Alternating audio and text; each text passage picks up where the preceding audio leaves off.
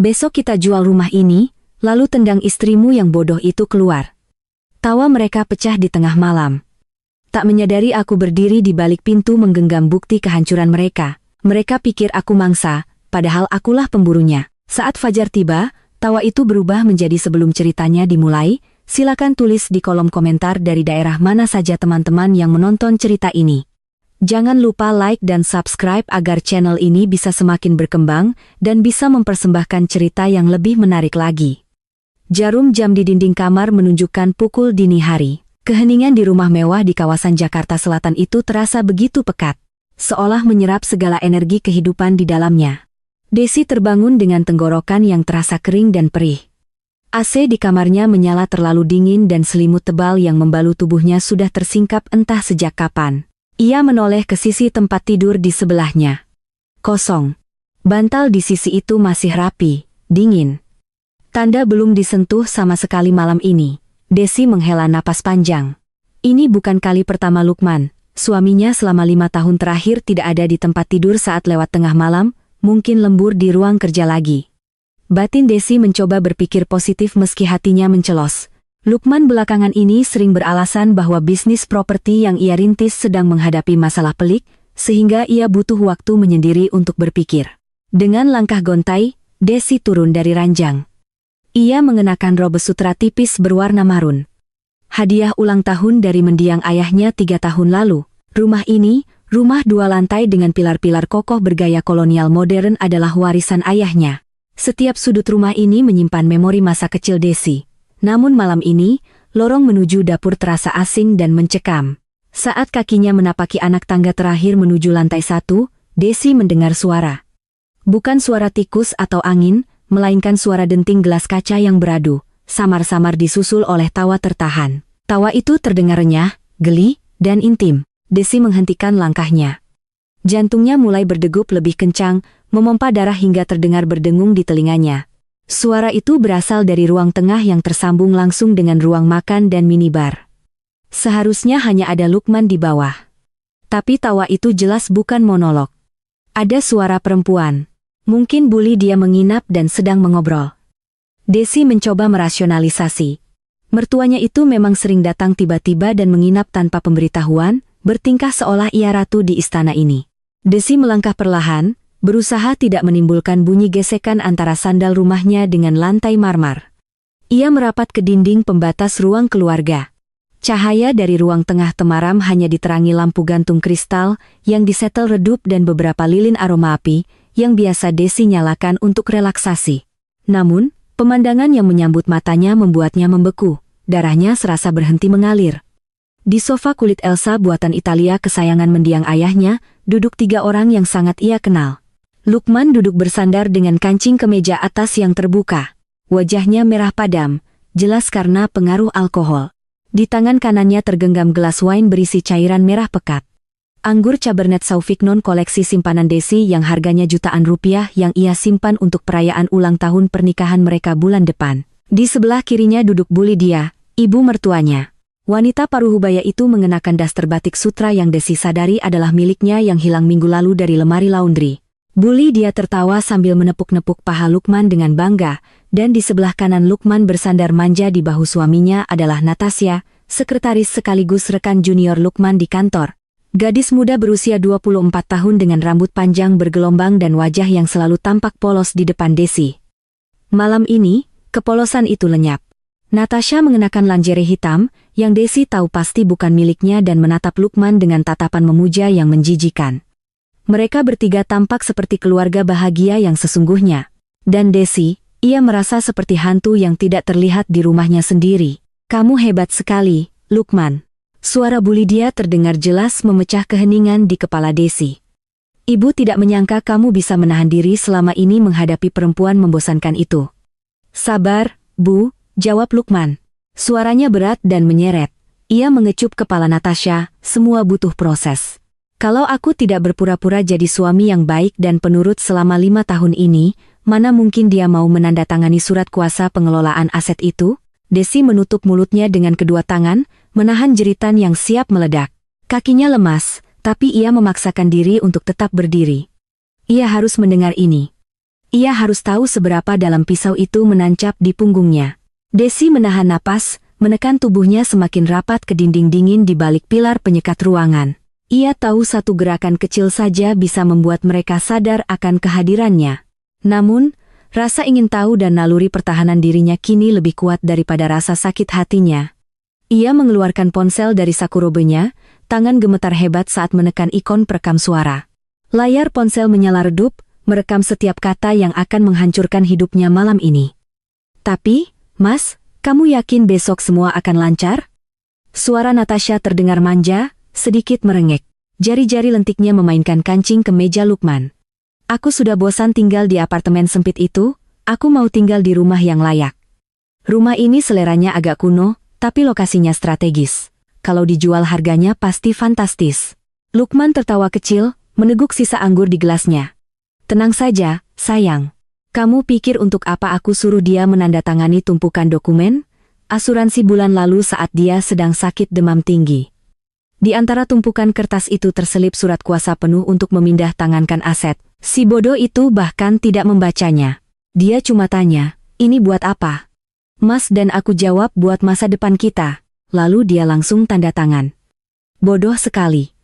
Tawa bully dia meledak keras dan menyakitkan telinga.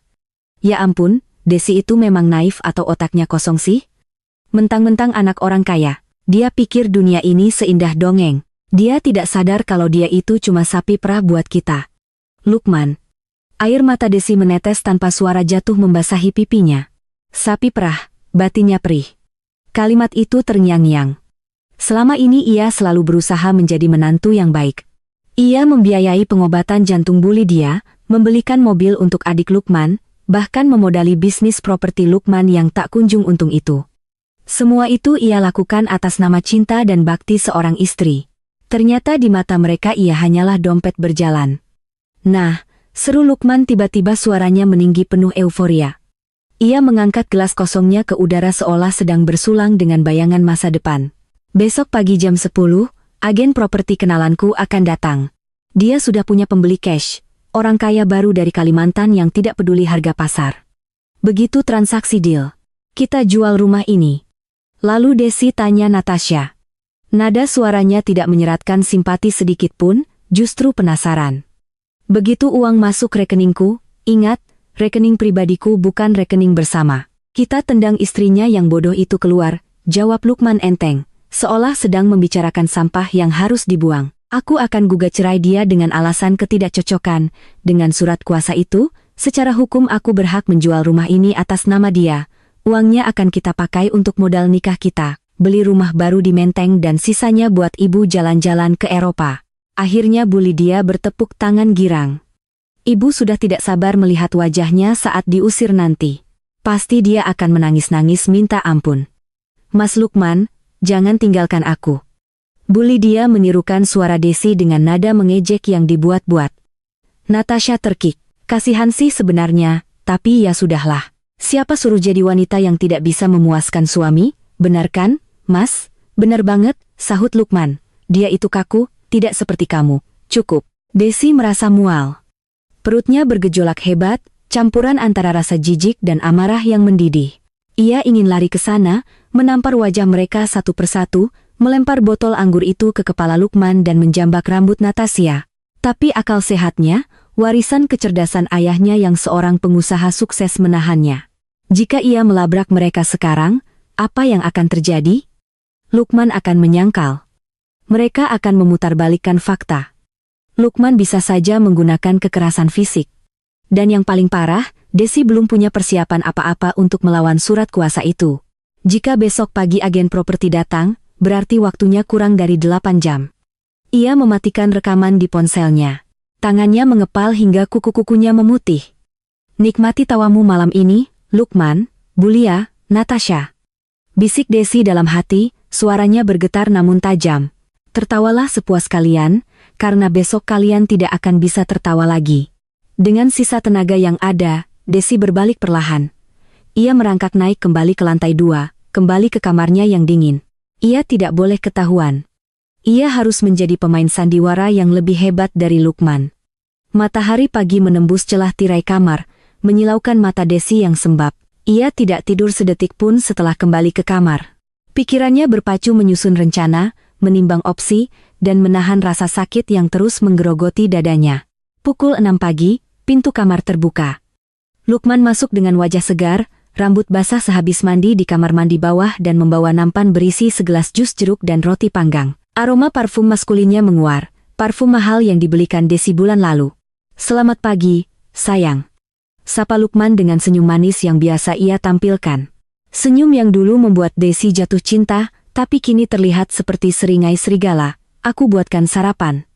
"Kamu tidurnya nyenyak sekali, aku enggak tega bangunin. Semalam aku ketiduran di sofa bawah sambil nonton bola." Kebohongan itu meluncur begitu mulus dari lidahnya. Desi memaksakan bibirnya untuk tersenyum. Senyum yang terasa kaku dan menyakitkan. "Pagi, Mas." "Makasih, ya," jawab Desi. Suaranya serak. Ia mengambil jus jeruk itu. "Maaf ya, semalam aku lelap banget. Capek habis beres-beres gudang kemarin." "Enggak apa-apa." Lukman duduk di tepi ranjang, mengelus lengan Desi. Sentuhan itu membuat kulit Desi merinding jijik, tapi ia menahannya. "Oh ya, hari ini kamu ada rencana keluar?" Pertanyaan jebakan. Desi tahu Lukman ingin memastikan ia ada di rumah saat agen properti datang atau justru ingin ia pergi supaya mereka bisa bertransaksi dengan leluasa. Tidak. Dari percakapan semalam, Lukman ingin menjual rumah ini di depan Desi untuk mempermalukannya nanti. Atau mungkin Lukman butuh tanda tangan basah tambahan. "Gak ada, Mas. Paling cuma masak buat makan siang." "Ibu mau datang?" tanya Desi pura-pura bodoh. Wajah Lukman sedikit berubah. Ada kilatan licik di matanya. "Ah, iya. Ibu bilang mau mampir sebentar agak siangan, katanya kangen masakan kamu. Mungkin Natasha juga ikut. Dia mau antar berkas kantor yang tertinggal." "Oh, boleh. Nanti aku masakan sop buntut kesukaan ibu," kata Desi berusaha terdengar antusias. Lukman mencium kening Desi sekilas lalu berdiri. "Ya sudah, aku siap-siap dulu di ruang kerja. Ada beberapa email yang harus kualas." Begitu pintu tertutup, senyum Desi lenyap seketika. Ia melempar roti panggang itu ke tempat sampah. Ia bergegas ke kamar mandi, membasuh wajahnya dengan air dingin berkali-kali. "Kamu bisa, Desi, kamu bukan wanita lemah. Ayah tidak membesarkanmu untuk kalah oleh laki-laki benalu seperti dia," ucapnya pada pantulan dirinya di cermin. Desi turun ke bawah setengah jam kemudian. Di ruang makan, Bu Lydia sudah duduk santai sambil membaca majalah. Kakinya diangkat ke kursi, kebiasaan buruk yang selalu Desi benci. Desi, baru bangun," sindir Bu Lydia tanpa menoleh. "Mentang-mentang nyonya rumah, bangunnya siang terus. Lihat tuh lantai ruang tamu agak berdebu. Pembantumu itu kerjanya enggak benar atau nyonyanya yang enggak bisa ngawasin?" Padahal Desi tahu pembantunya. Mbak Siti sudah menyapu bersih subuh tadi. "Debu itu mungkin dari sepatu Natasha semalam." "Iya, Bu. Nanti Desi bilangin Mbak Siti," jawab Desi patuh.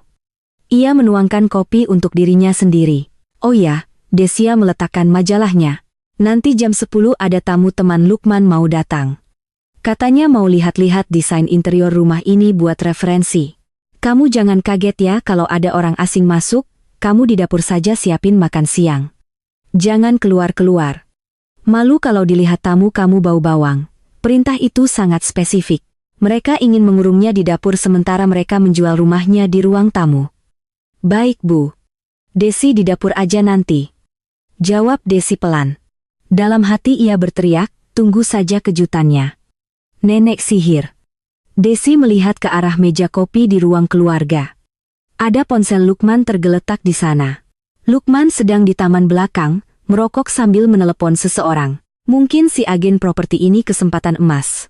Jantung Desi berpacu lebih cepat daripada saat ia mendengar percakapan semalam. Ponsel itu, iPhone seri terbaru yang juga dibelikan Desi, tergeletak begitu saja di atas meja kaca. Lukman memang ceroboh atau dia terlalu percaya diri bahwa Desi tidak akan pernah berani menyentuh barang pribadinya. Selama ini, Desi memang menghormati privasi suaminya. Tapi hari ini privasi adalah kemewahan yang tidak pantas didapatkan pengkhianat. Desi melirik ke arah taman. Punggung Lukman masih terlihat, asap rokok mengepul di udara. Bu Lydia sudah pindah ke teras depan, sibuk menyirami tanaman anggrek mahal Desi dengan cara yang salah, terlalu banyak air. Desi meletakkan cangkir kopinya dan bergerak cepat. Ia menyambar ponsel itu. Layarnya terkunci. Tentu saja pas kode Desi memutar otak. Dulu, pas kode Lukman adalah tanggal pernikahan mereka 1205. Ia mencobanya salah. Desi menggigit bibir. Ia mencoba tanggal lahir Lukman 0808. Salah. Coba lagi dalam 1 menit. Tangan Desi mulai berkeringat dingin. Jika Lukman masuk sekarang dan melihat ponselnya terkunci karena salah password berulang kali, tamatlah riwayatnya. Ia harus berpikir seperti Lukman. Lukman yang narsis yang sedang dimabuk asmara dengan Natasha. Natasha, ulang tahun Natasha. Desi pernah melihat biodata karyawan di ruang kerja Lukman dulu, 14 Februari, hari Valentine. Klise sekali. Desi menunggu hitungan detik yang terasa seperti jam. Begitu pesan di sablet hilang, ia menekan angka 1402. Clay layar terbuka, napas Desi tertahan. Ia berhasil. Tanpa membuang waktu, jarinya menari lincah di atas layar. Ia langsung membuka aplikasi WhatsApp. Paling atas adalah grup bernama Masa Depan Cerah Pantai, dengan payung 2 kantong uang. Anggotanya hanya 3 orang. My Love, Natasha, Ibu Negara, Bu Lydia, dan Big Boss Lukman. Desi membuka obrolan itu dan scroll cepat ke atas. Matanya membelalak melihat betapa detail dan menjijikannya rencana mereka. Lukman, kemarin pukul 14 sedih, sertifikat asli sudah aku ambil dari brankas saat Desi mandi. Aman. Besok pagi, Pak Rudi agen bawa pembeli. Natasha kemarin pukul 145 sedih. Ah sayangku pintar banget. Gak sabar deh ngusir si Desi. By the way, cincin berlian dia yang di laci rias itu boleh buat aku kan bully dia kemarin pukul 1410 sedih. Ambil saja dia gak pantas pakai berlian. Oh ya, Lukman, pastikan surat dokter yang bilang Desi tidak stabil emosinya sudah siap. Biar kalau dia ngamuk, kita bisa bilang dia gila. Lukman kemarin pukul 141 sedih. Beres, Bu. Teman dokterku sudah buatkan surat palsu itu. Kita bikin dia masuk RS jiwa sekalian kalau dia melawan. Desi merasa lututnya goyah. Mereka tidak hanya ingin memiskinkannya, tapi juga ingin membuatnya dianggap gila. Ini bukan sekadar perselingkuhan, ini kriminal murni. Dengan tangan gemetar, Desi melakukan screenshot pada semua percakapan kunci itu. Ia juga menemukan foto dokumen surat kuasa yang sudah ditandatangani Desi serta foto sertifikat rumah yang dikirim Lukman ke agen properti. Ia membuka galeri foto. Ada folder tersembunyi. Isinya foto-foto mesum Lukman dan Natasha di berbagai tempat, termasuk di kamar tidur tamu rumah ini saat Desi sedang pergi arisan. Desi memilih semua bukti itu, chat, dokumen, foto. Ia mengirim semuanya ke email pribadinya yang ia tahu Lukman tidak punya akses dan juga ke nomor WhatsApp Pak Tio, pengacara kepercayaannya, Sen. Setelah memastikan tanda centang 2 biru muncul di chat Pak Tio, Desi segera menghapus jejak pengiriman di ponsel Lukman. Ia menghapus chatlek ke nomor Pak Tio dan menghapus notifikasi email terkirim. Tepat saat ia meletakkan kembali ponsel itu di posisi semula, sedikit miring ke kiri, pintu kaca taman bergeser. Kamu ngapain di situ, Des? Suara Lukman terdengar tajam. Desi melonjak kaget, tapi ia berhasil menguasai diri. Ia mengambil tisu di dekat ponsel Lukman dan mengelap meja. Mas, ini ada tumpahan kopi sedikit kena meja. Takut lengket, jawab Desi sambil mengangkat tisu kotor. Yang sengaja ia tetesi kopi sedikit dari cangkirnya tadi sebagai alibi. Lukman menatapnya curiga. Matanya beralih ke ponsel lalu kembali ke wajah Desi. Desi menahan napas, menatap mata suaminya dengan tatapan paling polos yang bisa ia buat. Oh, Lukman rileks sedikit lalu melangkah mendekat dan mengambil ponselnya. Ia mengecek layar masih terkunci. Ia tidak curiga lebih lanjut. Ya sudah, sana ke dapur. Masak yang enak. Iya mas. Desi berbalik badan. Begitu membelakangi Lukman, senyum dingin tersungging di bibirnya. Bukti sudah di tangan. Sekarang waktunya serangan balik. Desi masuk ke dapur menyapa Mbak Siti yang sedang memotong sayuran. Mbak, tolong lanjutin potong dagingnya, ya. Saya mau ke minimarket depan sebentar, beli bumbu pala yang habis. Lupa beli kemarin, ujar Desi. Loh Bu, biar saya aja atau Pak Ujang? Tawar Mbak Siti. Enggak usah, Mbak. Saya sekalian mau cari angin, kepala agak pusing, cuma ke depan kompleks kok, tolak Desi halus. Desi keluar lewat pintu samping garasi. Ia berjalan cepat keluar dari gerbang rumah megah itu, memastikan tidak ada yang melihatnya. Begitu sampai di belokan jalan yang tertutup pohon besar, ia segera mengeluarkan ponselnya dan menekan panggilan cepat ke nomor Pak Tio. Dering pertama, dering kedua, halo, Desi.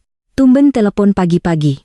Ada apa, nak? Saya baru baca kiriman foto-foto kamu, ini serius. Suara Pak Tio terdengar kaget dan berat di ujung sana. Pak Tio, suara Desi bergetar. Pertahanannya runtuh sedikit mendengar suara figur kebapakan itu. Bapak sudah lihat semuanya? Mereka mau jual rumah ini hari ini, Pak, jam 10 pagi ini. Apa? Pak Tio terdengar membanting sesuatu di mejanya. Bajingan itu, Lukman benar-benar sudah gila. Desi, dengar Bapak baik-baik. Kamu di mana sekarang? Saya di jalan kompleks, Pak. Saya aman. Tapi dokumen asli sertifikat ada di tangan Lukman. Dia bilang dia ambil dari brankas dan dia punya surat kuasa yang saya tanda tangani waktu sakit. Apa itu sah, Pak? Apa rumah ini bisa terjual tanpa saya? Desi bertanya dengan panik. Secara teknis, surat kuasa itu memberikan dia wewenang. Desi, kalau pembelinya tidak teliti atau sekongkol, transaksi bisa terjadi. Apalagi kalau sertifikat asli ada di tangan dia. Kita dalam posisi bahaya, jelas Pak Tio lugas tanpa menutup-nutupi, tapi kita punya celah. Surat kuasa bisa dicabut sepihak kapan saja. Dan bukti chat yang kamu kirim itu membuktikan adanya itikat buruk, bad fight, dan persekongkolan jahat. Itu pidana. Jadi saya harus bagaimana, Pak? Saya tidak mau ribut fisik di depan mereka sekarang. Saya mau mereka hancur sehabis-habisnya, kata Desi. Suaranya berubah dingin dan tegas. Hening sejenak di ujung telepon. Pak Tio sepertinya sedang berpikir cepat. Bagus. Saya suka semangat kamu. Jangan konfrontasi sekarang. Biarkan mereka merasa menang. Kita mainkan permainan mereka. Tapi kita ubah aturan mainnya di detik terakhir. Pertama, lanjut, Pak Tio. Saya akan buatkan akta pencabutan surat kuasa sekarang juga. Saya akan daftarkan ke sistem online notaris segera. Detik ini juga surat kuasa Lukman secara hukum sudah tidak berlaku, tapi dia tidak akan tahu itu sampai dia mencoba menggunakannya secara legal. Kedua, kamu bilang pembelinya cash keras dan tidak peduli harga itu mencurigakan. Jangan-jangan penadia tanah, tapi itu urusan nanti. Yang penting kamu harus amankan aset lain. Rekening bank bagaimana? Rekening bersama ada di Bank BNI dan Mandiri. Tabungan warisan ayah masih di rekening pribadi saya. Tapi Lukman pegang kartu ATM dan PIN-nya karena dia yang sering bantu ambil uang. Aku Desi dengan rasa sesal. Blokir sekarang juga. Perintah Pak Tio. Buka aplikasi e-banking kamu. Pindahkan semua saldo ke rekening rahasia yang pernah Bapak buatkan untuk kamu dulu. Ingat rekening deposito yang kamu buka sebelum menikah, pindahkan ke sana. Sisakan 50.000 saja di rekening yang dipegang Lukman. Desi segera melakukan instruksi itu sambil berjalan mondar-mandir di trotoar. Jarinya gemetar tapi pasti. Transfer. Konfirmasi. Berhasil. Saldo miliaran rupiah warisan ayahnya kini aman. Sudah, Pak. Sudah saya pindahkan, lapori. Bagus. Sekarang dengar rencana Bapak, kamu pulang bersikap biasa saja. Masak yang enak, senyum. Biarkan agen itu datang. Biarkan Lukman pamer. Jam siang nanti saya akan datang ke sana, bukan sebagai tamu, tapi sebagai kuasa hukummu. Saya juga akan bawa teman dari kepolisian untuk urusan rencana mereka memalsukan kondisi kejiwaanmu. Tapi, Pak, potong Desi. Kalau Bapak datang siang, mereka mungkin sudah deal dengan pembeli jam 10 pagi. Biarkan mereka deal, kata Pak Tio dengan nada licik yang menenangkan. Biarkan Lukman menerima uang muka atau tanda jadi. Begitu dia terima uang itu, dia terikat pidana penipuan karena menjual barang yang bukan haknya. Karena surat kuasa sudah dicabut, kita akan menjebak dia dalam tindak pidana berlapis. Kamu siap main sandiwara sampai siang? Desi menarik napas panjang, menghirup udara pagi yang berbau embun dan bensin. Matanya menatap rumah mewahnya dari kejauhan. Rumah yang dibangun ayahnya dengan keringat darah. Tidak ada yang boleh merebutnya. Saya siap, Pak. Saya akan siapkan panggung terbaik untuk kehancuran mereka. Baik, hapus riwayat panggilan ini, sampai ketemu nanti siang. Nyonya Desi, tetap kuat. Sambungan terputus. Desi memasukkan ponsel ke saku. Ia berjalan kembali ke minimarket, membeli 1 botol bubuk pala, lalu berjalan pulang dengan langkah tegap. Wajahnya kini tidak lagi menyeratkan kesedihan seorang istri yang dikhianati, melainkan ketenangan seorang eksekutor yang siap menjatuhkan vonis mati. Sandiwara dimulai, pukul 9.45 pagi. Desi berdiri di dapur, tangannya sibuk mengiris bawang merah. Namun telinganya terpasang tajam ke arah ruang tamu. Aroma tumisan bumbu menguar bercampur dengan aroma parfum ruangan lavender yang baru saja disemprotkan Lukman secara berlebihan untuk menutupi bau rumah lama. Lukman tampak gelisah. Ia mondar-mandir di ruang tengah, merapikan bantal sofa yang sebenarnya sudah rapi, mengecek jam tangannya setiap 2 menit, dan sesekali mengelap keringat di dahinya meski AC sudah disetel di suhu 18 derajat. Bu Lydia duduk di kursi single seater dengan gaya angkuh mengenakan setelan blazer berwarna emas mencolok yang terlihat norak namun mahal hasil gesekan kartu kredit tambahan Desi bulan lalu. Tenang sedikit Lukman, jangan kelihatan gugup. Kamu itu pemilik rumah harus berwibawa. Tegur bulit dia sambil menyeruput teh yang disajikan Desi tadi. Aku bukan gugup Bu, aku cuma mau memastikan semuanya lancar. Orang ini, Pak Haji Guntur, katanya pembeli cash. Dia tidak suka basa-basi. Kalau dia suka, dia bayar hari ini juga. Sahut Lukman dengan suara ditekan. Tepat pukul 10, bel rumah berbunyi. Lukman melompat sigap, merapikan kerah kemejanya, lalu berjalan cepat menuju pintu utama. Desi mengintip dari celah partisi kayu dapur. Tamu itu masuk. Ada 2 orang. Yang pertama adalah Pak Rudi, agen properti kenalan Lukman yang bertubuh kurus kering dengan setelan jas kedodoran. Yang kedua, pastilah si calon pembeli, Pak Haji Guntur. Pria itu bertubuh gempal, mengenakan kemeja batik sutra licin, cincin batu akik besar di 3 jari, dan membawa tas kulit tebal yang dijinjing ajudannya. Aura orang ini bukan aura pengusaha properti profesional, melainkan lebih mirip tengkulak tanah atau lint titahat yang biasa Desi lihat di berita kriminal. Selamat pagi, Pak Lukman. Wah, rumahnya memang megah ya. Seru Pak Rudi dengan nada menjilat yang kental. Selamat pagi, Pak Rudi, Pak Haji, silakan masuk, silakan duduk. Sambut Lukman dengan ramah yang dibuat-buat. Mereka duduk di ruang tamu. Desi tahu ini, saatnya ia keluar membawa nampan minuman. Ini adalah ujian pertamanya. Ia harus terlihat tunduk, tidak tahu apa-apa, dan tidak berbahaya. Desi melangkah keluar dari dapur, membawa nampan berisi 3 cangkir teh dan toples kue kering. Ia berjalan menunduk. Bahunya sengaja dibungkukkan sedikit untuk memberi kesan lelah dan tidak percaya diri. Permisi, Pak. Silakan diminum, ucap Desi pelan, meletakkan cangkir di meja. Pak Haji Guntur menatap Desi dari atas ke bawah dengan tatapan merendahkan lalu menoleh ke Lukman. Ini pembantunya, Pak. Jantung Desi mencelos, tapi ia menahan ekspresi wajahnya tetap datar. Lukman tertawa canggung. Ah, bukan, Pak Haji. Ini istri saya, Desi. Oalah. Pak Haji tertawa bergelegar. Suaranya memenuhi ruangan. Maaf, saya kira asisten rumah tangga. Soalnya penampilannya sederhana sekali ya untuk rumah semewah ini. Beda sama bapak yang necis. Bu Lydia ikut tertawa. Suara tawanya tajam menusuk hati. Maklum, Pak Haji, menantu saya ini memang orang nyau, tidak suka dandan. Jadi, ya begitulah, sering dikira pembantu. Desi tersenyum kecut, mengangguk sopan. Silakan dinikmati, Pak, ujarnya lalu segera undur diri kembali ke dapur. Sesampainya di balik dinding dapur, Desi bersandar lemas, tangannya gemetar menahan amarah, penghinaan itu begitu telanjang. Mereka bahkan tidak berusaha menyembunyikan rasa jijik mereka di depan orang asing. Tunggu saja, batin Desi. Tunggu sampai kalian tahu siapa pemilik rumah ini sebenarnya. Dari dapur, Desi kembali menguping. Pembicaraan mulai serius. Jadi, Pak Lukman, sesuai pembicaraan kita dengan Pak Rudi, suara Pak Haji terdengar berat. Saya suka lokasinya. Tanahnya luas, bangunannya kokoh. Meski modelnya agak tua, saya tawar di angka 15 miliar. Cash bertahap. Hari ini saya bayar DP 20%. Sisanya pelunasan besok setelah sertifikat saya pegang. Desi menutup mulutnya. 15 miliar. Rumah ini ditaksir bank tahun lalu seharga 25 miliar.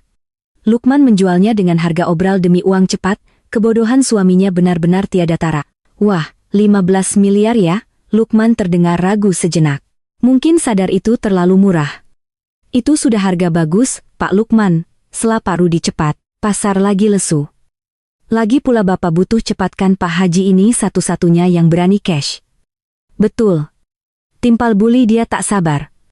Terima saja Lukman. 15 miliar itu sudah banyak sekali. Cukup buat rencana kita. Hening sejenak lalu terdengar suara Lukman mantap dan penuh nafsu. Baik, saya setuju. 15 miliar transaksi haram itu terjadi. Desi mendengar suara resleting tas dibuka. Suara tumpukan uang diletakkan di meja. Rencana mereka berjalan mulus, terlalu mulus. Suasana di ruang tamu berubah menjadi euforia. Desi bisa membayangkan wajah-wajah serakah itu memandangi tumpukan uang tunai. Tanda jadi down payment yang dibawa Pak Haji. Jika hitungannya benar, 20% dari 15 miliar adalah 3 miliar. Namun biasanya cash yang dibawa tunai hanya sebagian kecil sebagai simbol, sisanya transfer. Ini uang tunai R00 juta sebagai tanda keseriusan saya, Pak Lukman, kata Pak Haji. Sisanya 2,5 miliar saya transfer ke rekening Bapak sekarang juga. Tolong nomor rekeningnya. Siap, Pak Haji. Ini nomor rekening saya. Bank Mandiri. Suara Lukman bergetar karena gembira. Desi tersenyum sinis di dapur. Rekening Mandiri itu adalah rekening pribadi Lukman yang saldonya biasanya kembang kempis. Begitu uang itu masuk, jejak pidana Lukman semakin sempurna. Menerima uang hasil penjualan aset yang bukan haknya. Karena surat kuasa sudah dicabut secara hukum pagi ini oleh Pak Tio, adalah bukti telak penggelapan dan penipuan. Sudah masuk ya, Pak, silakan dicek, kata Pak Haji. Sudah masuk, seru Lukman. Desi bisa mendengar tepuk tangan kecil Buli dia. Nah, sekarang mana sertifikat aslinya? Saya mau lihat dulu sebelum notaris. Saya siapkan akta juali beli besok. Pinta Pak Haji. Desi menahan napas. Ini momen krusial. Ada, Pak. Sebentar saya ambil di ruang kerja, jawab Lukman. Terdengar langkah kaki Lukman menaiki tangga setengah berlari lalu turun kembali beberapa menit kemudian. Ini, Pak. Sertifikat hak milik atas nama Desi Ratnasari. Tapi ini surat kuasa penuh yang sudah ditandatangani istri saya di atas materai. Sah demi hukum. Terdengar suara kertas dibalik-balik. Desi tahu sertifikat itu asli. Lukman mencurinya dari brankas utama yang kuncinya ia duplikat diam-diam. Oke, dokumen lengkap, surat kuasa juga kelihatannya sah. Gumam Pak Haji. Besok jam 9:00 pagi kita ketemu di kantor notaris rekanan saya untuk tanda tangan AJB dan penyerahan sertifikat. Begitu sertifikat pindah tangan, sisa pelunasan saya transfer. Siap, Pak Haji. Beres, jawab Lukman. Oh ya, satu lagi tambah Pak Haji. Suaranya merendah. Rumah ini harus kosong besok siang, saya mau langsung renovasi lusa, saya tidak mau ada penghuni lama yang masih nyangkut, jangan khawatir, Pak. Suara Buli menyahut cepat. Besok pagi-pagi sekali rumah ini sudah bersih, istri penghuninya akan kami urus. Bagus. Kalau begitu saya pamit dulu. Setelah tamu-tamu itu pergi, ledakan kegembiraan pecah di ruang tamu. Desi mendengar Lukman berteriak, yes, dan Buli dia tertawa terbahak-bahak, 3 miliar di tangan Lukman, 3 miliar. Seru Buli dia, ayo kita rayakan. Kita makan siang di restoran seafood mahal di Ancol. Ajak Natasha sekalian. Pasti, Bu. Aku telepon Natasha sekarang. Kita jemput dia di kantor. Langkah kaki mendekat ke dapur. Desi pura-pura sibuk mencuci piring. Lukman muncul di pintu dapur. Wajahnya berseri-seri, matanya berkilat karena uang. Des, saya sama ibu mau keluar sebentar. Ada urusan bisnis lanjutan sama teman. Bohong Lukman. Kamu di rumah saja ya, jaga rumah. Jangan lupa bereskan ruang tamu bekas tamu tadi. Iya Mas. Makan siangnya gimana? Tanya Desi polos. Enggak usah masak buat kami. Kami makan di luar. Kamu makan mie instan aja atau apalah yang ada. Jawab Lukman acuh tak acuh lalu berbalik pergi. Beberapa menit kemudian terdengar deru mesin mobil Pajero Sport. Lukman meninggalkan garasi rumah kembali sunyi. Desi meletakkan spons cuci piring. Wajahnya yang tadi tunduk kini tegak. Matanya menatap tajam ke arah pintu ruang kerja Lukman. Kalian pergi merayakan kemenangan semu, gumam Desi. Sekarang giliranku bermain. Desi tahu Lukman pasti menyimpan kembali sertifikat itu di tempat yang ia anggap paling aman sebelum membawanya ke notaris besok. Dan Desi tahu persis di mana tempat itu. Lukman terlalu malas untuk mengembalikan ke brankas di kamar atas. Dia pasti menyimpannya di brankas kecil di ruang kerjanya. Desi melangkah cepat menuju ruang kerja Lukman di lantai 1. Ruangan itu berbau rokok dan mask. Di sudut ruangan ada brankas besi kecil di balik lukisan abstrak. Desi tahu kodenya. Bukan karena Lukman memberitahunya, tapi karena Desi pernah memasang kamera tersembunyi kecil di rak buku 6 bulan lalu, saat ia mulai curiga uang belanja sering kurang. Ia pernah melihat Lukman membuka brankas itu, kodenya 69. Angka yang jorok sesuai dengan otak suaminya. Desi memutar kombinasi angka. Bip bip bip bip klek. Pintu brankas terbuka. Di dalamnya tergeletak map hijau tebal berlambang Badan Pertanahan Nasional, sertifikat asli rumah ini. Harta warisan ayahnya yang paling berharga. Desi mengambil map itu. Tangannya mengeluh sampulnya yang bertekstur kulit jeruk. Maafkan Desi, ayah. Desi sempat lalai menjaga amanah ayah, tapi Desi janji akan merebutnya kembali. Desi membawa sertifikat itu ke meja kerja Lukman. Di sana terdapat perangkat scanner dan printer laser warna kualitas tinggi yang dulu dibeli Desi untuk keperluan kantor Lukman yang akhirnya jarang dipakai. Desi menyalakan komputer. Ia memindai setiap halaman sertifikat asli itu dengan resolusi tertinggi. Lalu ia mencetaknya menggunakan kertas tebal yang teksturnya sangat mirip dengan kertas dokumen resmi, kertas sisa proyek desain Desi yang ia simpan di laci. Prosesnya memakan waktu hampir 1 jam. Desi bekerja dengan ketelitian seorang ahli bedah. Ia memastikan warnanya pas. Stempelnya terlihat basah dengan sedikit trik menggosokkan lilin agar mengkilap dan lipatannya identik. Setelah selesai, ia membandingkan keduanya di bawah lampu meja. Kiri asli kanan palsu buatan Desi. Secara kasat mata hampir mustahil membedakannya kecuali diraba oleh ahli, atau dicek nomor serinya dengan sinar UV. Dan dalam kondisi panik atau gembira, Lukman tidak akan mengecek sedetail itu. Desi memasukkan sertifikat palsu itu ke dalam map hijau yang asli. Lalu ia memasukkan map itu kembali ke dalam brankas Lukman dan menguncinya rapat-rapat. Sertifikat asli ia masukkan ke dalam plastik kedap air. Lalu ia selipkan di balik cover mesin cuci di ruang laun belakang, tempat yang tidak akan pernah disentuh oleh Lukman, Bu Lydia, ataupun Natasha seumur hidup mereka. Selesai, desis-desi. Sekarang Lukman memegang bom waktu. Besok saat ia menyerahkan dokumen itu ke notaris dan pembeli, ia akan menyerahkan kertas sampah. Dan ketika penipuan itu terungkap, Desi sudah akan berada di posisi aman menonton kehancuran mereka. Tepat saat Desi mematikan komputer, ponselnya bergetar. Pesan dari Pak Tio, surat pencabutan kuasa sudah resmi terdaftar di sistem AHU Kemenkumham per jam 11 WIB tadi. Transaksi apapun yang dilakukan Lukman setelah jam 11.00 adalah ilegal dan batal demi hukum. Polisi sudah saya koordinasikan untuk besok pagi. Bersiaplah. Desi membalas singkat. Sertifikat asli sudah saya amankan, yang di brankas sekarang palsu. Pak Tio membalas dengan emoji jempol. Brilan, kamu putri ayahmu yang sejati. Desi duduk di kursi kerja suaminya yang empuk. Ia memutar kursi itu menghadap jendela. Sebentar lagi matahari akan terbenam. Dan saat matahari terbit besok, fajar merah akan menyingsing membakar para pengkhianat. Pukul 19 malam, mobil Lukman kembali memasuki pekarangan rumah. Kali ini Natasha ikut turun dari mobil. Gadis itu membawa koper kecil berwarna merah muda. Malam, Desi, sapa Natasha dengan nada ceria yang berlebihan saat masuk ke ruang tamu. Ia langsung menghempaskan tubuhnya ke sofa, seolah itu rumahnya sendiri. Aduh, capek banget seharian belanja sama Mas Lukman dan Ibu. Lukman dan Bu Lydia masuk membawa banyak paperback bermerek Gucci, Louis Vuitton, Zara. Mereka habis berfoya-foya menggunakan uang tanda jadi dari Pak Haji.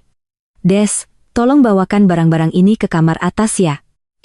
Jangan ke kamar utama, taruh di kamar tamu saja. Natasha mau nginep malam ini, perintah Lukman tanpa rasa bersalah. Desi menatap tumpukan belanjaan itu.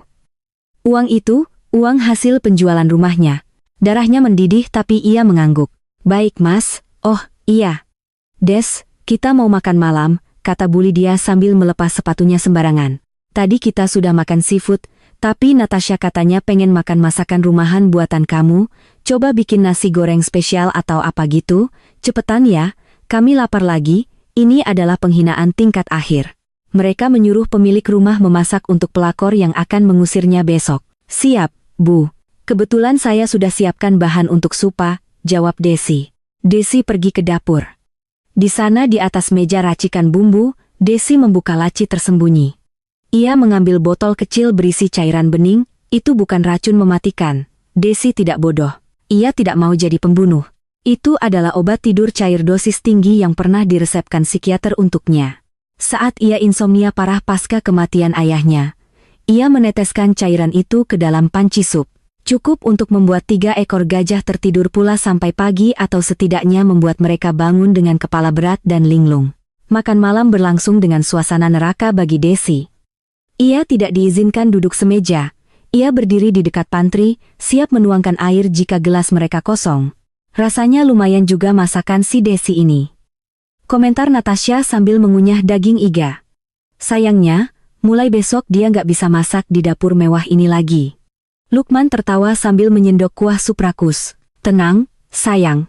Nanti di rumah baru kita sewa koki profesional. Kamu nggak usah masak. Tangan kamu terlalu halus buat pegang pisau dapur. Bu Lydia menatap Desi dengan tatapan meremehkan.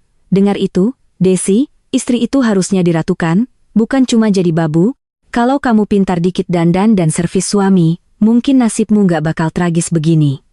Desi hanya menunduk, menyembunyikan senyum tipis. Makanlah yang banyak, batinnya. Nikmati suap terakhir kalian di rumah ini. Ngomong-ngomong, Mas, kata Natasha, matanya mulai sayu karena efek obat mulai bekerja. Besok agen datang jam berapa? Jam Hoam. Lukman menguap lebar, matanya berair. Aneh kok aku ngantuk banget ya, padahal baru jam. Iya, ibu juga. Rasanya berat banget mata ini, keluh Bu Lydia. Kepalanya mulai terkantuk-kantuk. Mungkin efek kenyang dan capek belanja, kata Lukman dengan suara melantur. Ya sudah, kita tidur cepat saja, besok hari besar. Satu persatu mereka meninggalkan meja makan dengan langkah sempoyongan. Lukman memapah Natasha naik ke kamar tamu. Bu Lydia masuk ke kamarnya di lantai bawah. Dalam waktu 30 menit, rumah itu sunyi senyap. Hanya terdengar dengkuran keras dari kamar Bu Lydia. Pukul 22. Desi memastikan semua target sudah lumpuh. Ia mengecek kamar Bu Lia. Wanita tua itu tidur dengan mulut terbuka. Air liur menetes di bantal sutra. Lalu ia naik ke lantai 2 mengintip kamar tamu. Lukman dan Natasha tidur berpelukan di ranjang. Pingsan total karena pengaruh obat. Desi tidak merasa sedih melihat pemandangan itu. Rasa cintanya pada Lukman sudah mati total, digantikan oleh rasa jijik yang murni. Desi kembali ke kamarnya. Kamar utama yang seharusnya menjadi tempat suci pernikahannya. Ia mengeluarkan koper besar dari lemari. Malam ini adalah malam pengepakan, tapi bukan pengepakan karena ia akan diusir, melainkan penyelamatan aset. Desi mulai memasukkan semua barang berharga miliknya. Kotak perhiasan warisan ibunya, berlian emas batangan antam, jam tangan Rolex dan Patek Philippe koleksi almarhum ayahnya yang selama ini ia sembunyikan di laci kaos kaki karena Lukman selalu mengincarnya. Dokumen-dokumen penting, ijazah, akta lahir, BPKB mobil pribadinya, bukan mobil yang dipakai Lukman. Laptop kerjanya yang berisi semua desain dan data klien, ia bekerja dalam diam dan efisien, tidak ada air mata, hanya fokus. Setelah kopernya penuh, ia menyimpannya di dekat pintu balkon, siap untuk dibawa besok. Desi kemudian berjalan ke ruang tengah. Ia melihat sekeliling rumah masa kecilnya. Foto pernikahan yang tergantung besar di ruang tamu ia turunkan. Ia tidak menghancurkannya. Ia hanya meletakkannya terbalik di lantai. Simbol bahwa pernikahan ini sudah tamat. Ia kemudian mengambil spidol merah permanen dari laci. Di cermin besar di lorong, ia menulis satu kalimat singkat. Selamat menikmati kejutannya. Tulisan itu berwarna merah menyala tampak mengerikan di bawah keremangan lampu tidur. Desi kembali duduk di sofa tempat ia menguping pengkhianatan mereka 24 jam yang lalu. Ia mengecek jam dinding pukul 2 dini hari, 4 jam lagi menuju fajar, 5 jam lagi menuju kedatangan tamu. Sebenarnya Desi tidak tidur. Ia menyeduh kopi hitam pekat, duduk bersila di sofa dan menunggu. Ia seperti singa betina yang menjaga sarangnya. Menunggu hiena-hiena itu bangun untuk diterkam. Pikirannya melayang pada rencana besok, Pak Tio akan datang membawa polisi, Pak Haji pembeli akan datang menuntut hak. Lukman akan terhimpit di tengah-tengah. Dan Desi akan menjadi penonton VIP. Bangunlah dengan mimpi indah, suamiku, bisik Desi pada kegelapan, karena realita besok akan mencekikmu. Di luar angin malam berhembus kencang, menggoyangkan pepohonan di taman. Langit perlahan mulai berubah warna dari hitam pekat menjadi biru tua. Fajar merah sedang bersiap untuk menyingsing pukul pagi, langit Jakarta masih gelap. Diselimuti kabut tipis sisa hujan semalam. Di teras rumah mewah itu, Desi duduk diam di kursi rotan ditemani secangkir kopi hitam yang sudah dingin. Ia sudah mandi dan berdandan. Tidak ada lagi daster kusam atau wajah berminyak tanpa makeup. Hari ini ia mengenakan setelan blazer putih gading dengan potongan tegas rancangan desainer lokal, celana bahan hais, dan sepatu hak tinggi stiletto hitam. Rambutnya yang biasa digelung asal-asalan kini tergerai rapi, dikeringkan dengan blow sempurna. Wajahnya dipoles makeup minimalis namun tajam, alis menuki tegas, dan lipstik merah marun yang memberikan aura intimidasi. Ia tampak seperti CEO perusahaan multinasional, bukan ibu rumah tangga yang akan diusir suaminya. Rumah masih sunyi senyap. Obat tidur yang dicampurkan Desi ke dalam sup iga semalam bekerja dengan sangat baik. Lukman bully dia. Dan Natasha masih terlelap dalam tidur yang berat dan tak bermimpi. Desi menyesap sisa kopinya. Pahit. Sepahit kenyataan yang harus ia telan selama 5 tahun terakhir. Ia mengeluarkan ponselnya. Ada satu pesan masuk dari Pak Tio pukul 4.30 tadi. Tim eksekusi siap. Kami bergerak pukul 0.30. Pastikan target ada di lokasi. Jangan biarkan mereka pergi sebelum kami tiba. Desi membalas singkat, mereka terkunci di dalam. Panggung sudah siap, Desi berdiri. Langkah kakinya terdengar tegas di lantai marma, ia berjalan ke gerbang depan, membuka gembok pagar, dan membiarkannya sedikit terbuka. Memberi akses mudah bagi siapa saja yang akan datang nanti. Ia tidak ingin ada halangan saat pertunjukan dimulai. Ia masuk kembali ke dalam rumah, melewati ruang tamu yang semalam menjadi saksi pesta pora prematur suaminya. Botol wine kosong, gelas-gelas kotor, dan remah kue masih berserakan. Desi tidak membereskannya. Ia membiarkan kekacauan itu ada, biar menjadi bukti betapa menjijikannya perilaku mereka. Desi berjalan menuju dapur. Biasanya jam segini ia sudah sibuk memotong sayur, merebus air, dan menyiapkan sarapan raja untuk Lukman dan ibunya. Tapi pagi ini kompor tetap dingin. Panci-panci tetap tergantung rapi, tidak ada aroma nasi goreng atau kopi panas. Desi membuka kulkas, mengambil sebotol air mineral dingin, lalu duduk di kursi barantri. Ia menunggu suara kehidupan pertama yang akan segera berubah menjadi jeritan kepanikan. Pukul 15 pagi terdengar suara gedebu keras dari lantai diikuti erangan kesakitan. Lukman terbangun dengan kepala yang terasa seperti dipukul palu godam. Mulutnya kering, matanya perih. Ia mencoba bangun dari tempat tidur, tapi keseimbangannya hilang. Membuatnya tersandung selimut dan jatuh menabrak meja nakas. Aduh, sialan. Umpat Lukman sambil memegangi kepalanya. Natasha menggeliat di sebelahnya, mengerang pelan. Mas, jam berapa ini? Kepalaku sakit banget. Rasanya kayak mabuk berat. Padahal semalam kita nggak minum alkohol, kan? Lukman melirik jam dinding. Matanya membelalak. Hah? Jam lewat. Mampus. Pak Rudi dan Pak Haji mau datang jam setengah buat ke notaris. Kenapa alarm nggak bunyi? Kepanikan langsung melanda. Lukman mengguncang tubuh Natasha. Bangun Sakita kesiangan. Harus mandi. Siap-siap. Lukman berlari keluar kamar tamu. Setengah sempoyongan menuju kamar mandi luar. Saat ia melewati lorong menuju tangga, langkahnya terhenti mendadak. Matanya terpaku pada cermin besar di dinding lorong. Di permukaan cermin itu tertulis kalimat dengan spidol merah darah yang menyala. Selamat menikmati kejutannya. Tulisan itu kasar, goresannya tebal dan menetes ke bawah seperti darah. Apa-apaan ini? Gumam Lukman. Bulu kuduknya meremang sesaat. Bu Lydia muncul dari kamar bawah dengan rambut acak-acakan dan wajah bengkak bangun tidur. Ia juga terlihat memegangi kepalanya yang pening. Lukman, kenapa teriak-teriak? Kepala ibu sakit sekali ini. Lukman menunjuk cermin. Lihat itu, Bu. Bu Lydia menyipitkan mata lalu mendengus kasar. Hah, dasar perempuan gila. Pasti kerjaan si Desi. Dia mau neror kita, cih, murahan sekali triknya. Natasha keluar dari kamar dengan wajah kusut. Ih, seram banget tulisannya. Mas, istri kamu itu beneran sakit jiwa, ya? Jangan-jangan dia mau bunuh kita lagi. Jangan ngaco, potong Lukman. Meski hatinya sedikit gentar, ia berusaha menepis rasa takut itu dengan amarah. Dia cuma mau cari perhatian. Dia tahu dia kalah, jadi dia main drama psikopat. Biarkan saja. Nanti kita tunjukkan tulisan ini ke orang rumah sakit jiwa sebagai bukti tambahan kalau dia memang sudah tidak waras. Benar juga, sahut Bu Lydia. Desi, di mana kamu? Teriak Bu Lydia memanggil. Tidak ada jawaban. Rumah itu hening. Desi, bikinin kopi. Kepala saya sakit. Teriak Bully lagi lebih keras. Tetap hening. Dasar istri durhaka. Awas ya. Gerutu Bu Lydia sambil berjalan ke dapur. Namun begitu sampai di dapur, ia tertegun. Dapur bersih, tidak ada makanan. Kompor mati. Gila. Desis Budia. Dia mogok kerja di hari terakhirnya. Lukman, istrimu nggak masak apa-apa. Kita mau sarapan apa? Lukman turun tangga sambil mengancingkan kemejanya dengan terburu-buru. Enggak sempat sarapan, Bu. Kita harus packing barang-barang Desi sekarang. Pak Haji minta rumah kosong jam 12 siang.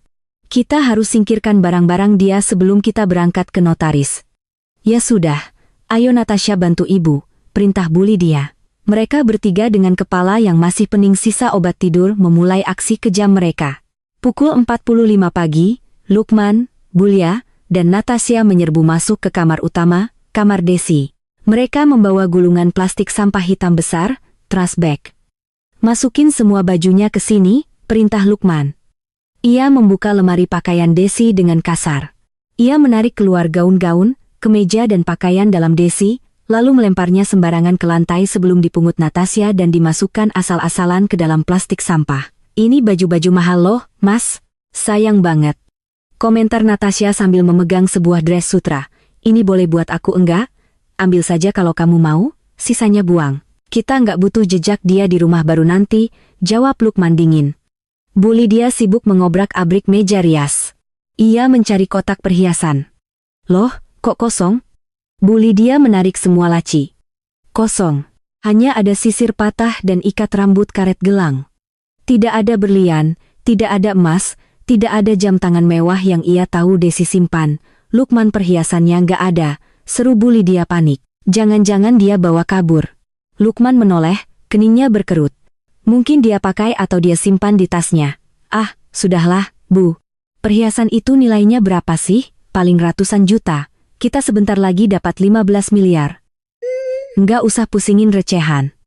Kesombongan Lukman menutupi akal sehatnya. Padahal nilai koleksi jam tangan ayahnya Desi saja bisa mencapai 2 miliar. Tapi Lukman yang tidak pernah mengerti nilai barang investasi menganggap remeh hal itu.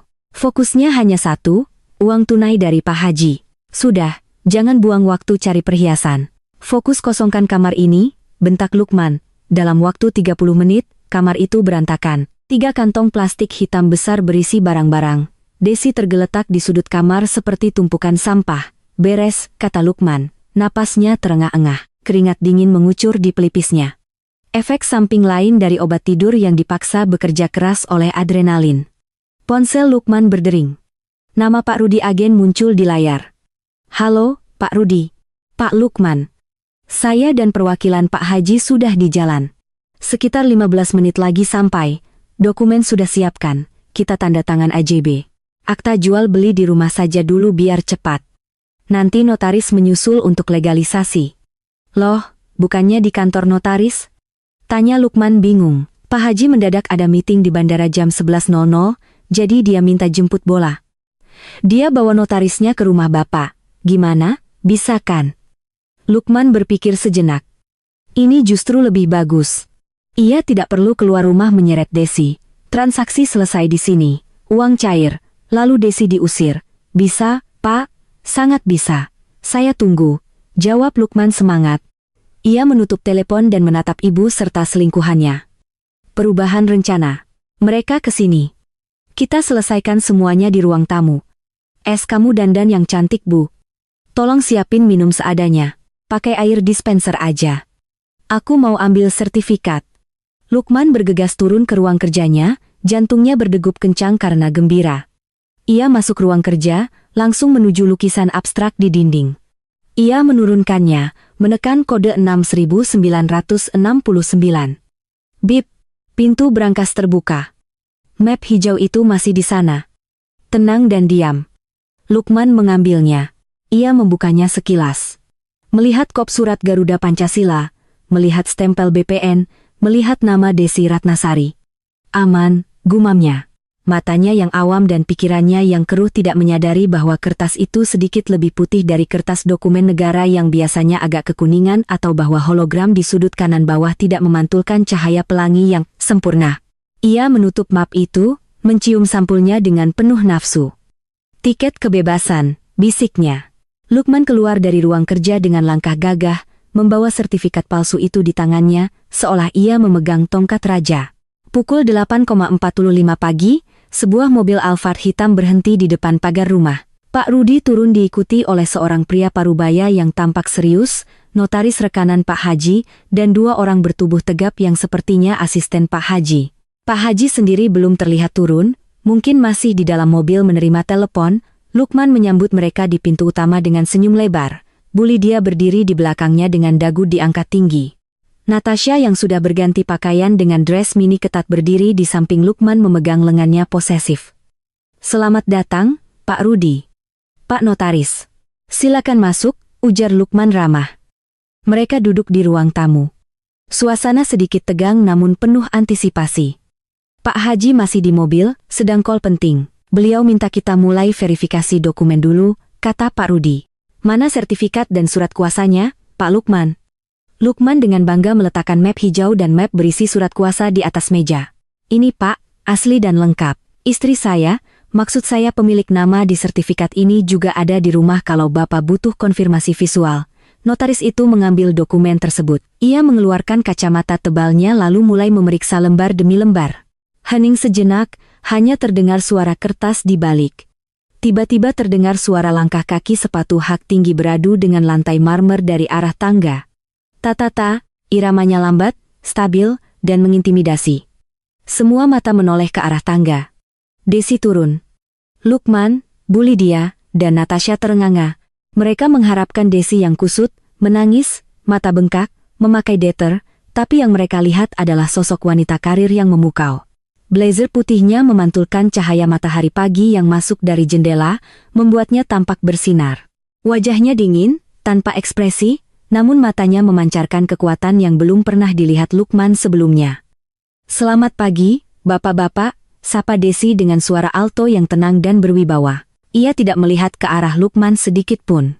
Matanya tertuju langsung pada tamu-tamu itu. "Ini, Bu Desi?" tanya Pak Rudi ragu. "Iya, Pangling. Kemarin wanita yang menyuguhkan teh terlihat seperti pembantu." "Wanita ini terlihat seperti pemilik perusahaan." "Benar, saya Desi Ratnasari, pemilik sah rumah ini," jawab Desi sambil berjalan menuju sofa tunggal yang kosong. Sofa tahta yang biasanya diduduki ayahnya. Ia duduk dengan anggun, menyilangkan kakinya. Lukman tersadar dari kekagetannya. Wajahnya memerah karena marah dan malu. "Desi, ngapain kamu dandan begitu? Masuk kamar." Desis Lukman setengah berbisik. Desi menoleh perlahan ke arah Lukman, mengangkat alisnya sebelah. "Masuk kamar? Bukankah kamu mau menjual rumah saya, Mas? Sebagai pemilik, saya berhak hadir di detik-detik terakhir pelepasan aset saya." "Bukan?" Lukman terdiam skakmat oleh logika itu di depan tamu. Ia tertawa garing. "Ah, ya tentu saja istri saya ini memang suka bercanda. Dia agak excited mau pindah rumah." Bulit dia menatap Desi dengan tatapan membunuh. Kode matanya jelas. "Awas kamu kalau macam-macam." "Baik," kata sang notaris memecah ketegangan. Ia meletakkan sertifikat itu kembali di meja. Namun tangannya tidak melepaskannya. Wajahnya datar. "Dokumen fisik terlihat lengkap. Sesuai prosedur, saya akan bacakan poin-poin akta jual beli sebelum ditandatangani oleh Pak Lukman selaku pemegang kuasa."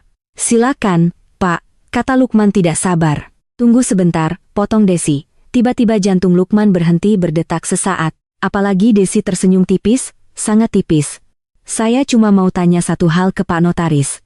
Pak, apakah surat kuasa mutlak yang dibuat di bawah tangan atau bahkan di notaris sekalipun bisa digunakan jika pemberi kuasa yaitu saya ada di tempat kejadian dan dalam kondisi sehat walafiat?"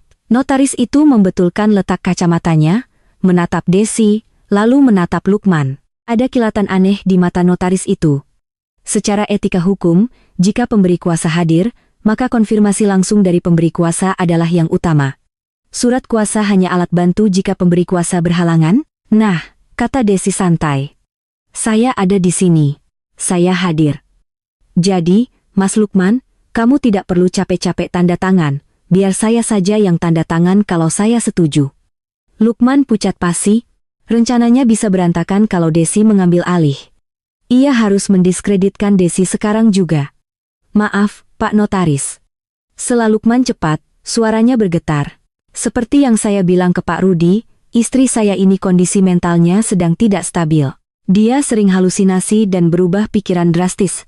Makanya saya pakai surat kuasa demi kepastian hukum. Saya punya surat keterangan dokternya. Lukman merogoh tas kerjanya, mengeluarkan surat dokter palsu yang ia siapkan. Oh, begitu. Des tertawa kecil. Tawa yang renyah namun menusuk. Saya gila ya, Mas, menarik sekali. Suasana di ruangan itu makin mencekam. Natasha meremas lengan Lukman ketakutan melihat keberanian Desi. Sudah, potong Pak Rudi agen. Kita jangan ribut rumah tangga di sini. Pak Haji mau transaksi cepat. Pak Lukman kalau surat kuasanya sah, tanda tangan saja. Bu Desi, mohon kerjasamanya. Uangnya kan buat ibu juga. Lukman mengambil pena yang disodorkan notaris. Tangannya gemetar mendekati kertas segel. Iya, saya tanda tangan sekarang. Ujung pena menyentuh kertas. Ting tong, bel. Pintu rumah berbunyi lagi. Kali ini bunyinya panjang dan mendesak. Ting tong. Ting tong. Lukman terlonyak kaget. Pena di tangannya mencoret kertas sedikit.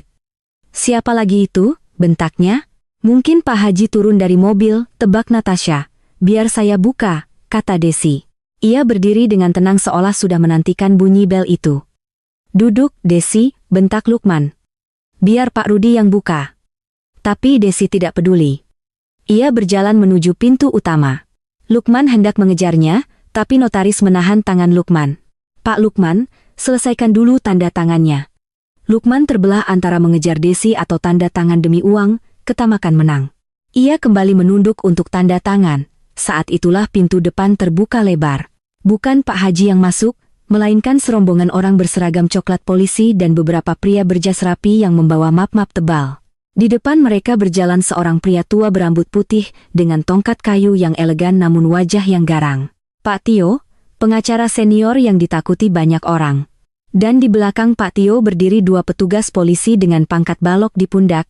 Hentikan semua kegiatan di ruangan ini. Suara Pak Tio menggelegar memenuhi ruang tamu yang luas itu. Pena di tangan Lukman jatuh menggelinding di lantai. Keheningan total melanda ruangan. Bulit dia menutup mulutnya yang terngangah. Natasha mundur ketakutan hingga menabrak vas bunga yang jatuh pecah berkeping-keping.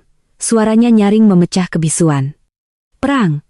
Ada apa ini? Tanya Lukman dengan suara tercekat. Wajahnya yang tadi merah kini putih seperti kertas. Siapa kalian, Pak Tio? Ngapain Bapak kesini bawa polisi? Pak Tio tidak menjawab Lukman. Ia berjalan masuk dengan langkah pincang, namun pasti didampingi dua polisi. Matanya menyapu ruangan, menatap tajam ke arah notaris. Yang anehnya tampak tenang-tenang saja, lalu tatapannya berhenti pada Desi.